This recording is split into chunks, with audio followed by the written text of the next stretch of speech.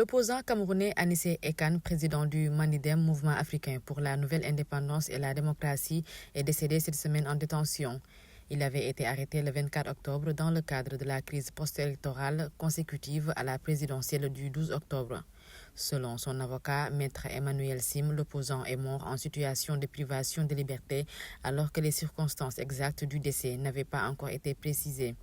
Anissé Ekan était détenu au secrétariat d'État à la Défense où les autorités l'accusaient d'avoir soutenu Issa Chiroma Bakary qui s'était proclamé vainqueur de l'élection et avait dénoncé la réélection du président Paul Biya. Le président du Faso, le capitaine Ibrahim Traoré, a reçu cette semaine sa carte d'identité biométrique de la Confédération des États du Sahel, CIBAES, lors d'une cérémonie tenue à Ouagadougou. L'obtention de la nouvelle carte d'identité par le chef de l'État burkinabé marque le lancement officiel de la CIBAES au Burkina Faso, concrétisant une décision majeure prise par les chefs d'État de l'AES, la Confédération des États du Sahel, lors de leur sommet en décembre 2024. L'objectif principal de l'introduction de ce nouveau document est de faciliter la libre circulation des citoyens, de renforcer la sécurité collective et d'améliorer les échanges économiques entre les pays membres.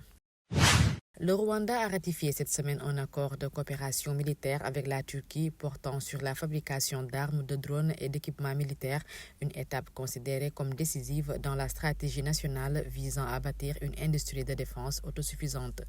Selon les autorités, l'accord prévoit la construction à Kigali d'une usine moderne dédiée à l'assemblage et au traitement d'armes légères, de drones et d'autres équipements militaires. Ce partenariat doit permettre au pays de réduire progressivement ses importations et d'accélérer le développement de technologies de défense de pointe. Cette semaine, la Cour d'appel de Tizi Ouzou en Algérie a confirmé la condamnation à 7 ans de prison à l'encontre du journaliste français Christophe Glaise. Il a été emprisonné depuis le mois de juin pour apologie du terrorisme. Collaborateur des magazines français SoFoot et Society, le journaliste Glaise s'était rendu en Algérie en mai 2024 pour réaliser un article sur le club de football le plus titré du pays, la Jeunesse sportive de Kabylie, basé à Tizi Ouzou à 100 km à l'est d'Alger. Il avait été arrêté le 28 mai 2024 à Tizi Ouzou et placé sous contrôle judiciaire dans un hôtel jusqu'à son premier procès. La compagnie nationale marocaine RAM Royal Air Maroc a annoncé cette semaine dans un communiqué le lancement d'une nouvelle liaison aérienne directe entre Casablanca et Los Angeles à compter du 16 juin 2026.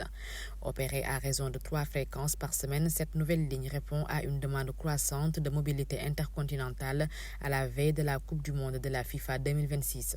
Ce lancement s'inscrit dans le cadre du plan stratégique de développement de RAM axé sur le renforcement de la flotte, l'ouverture de nouvelles lignes et la densification des dessertes internationales et domestiques.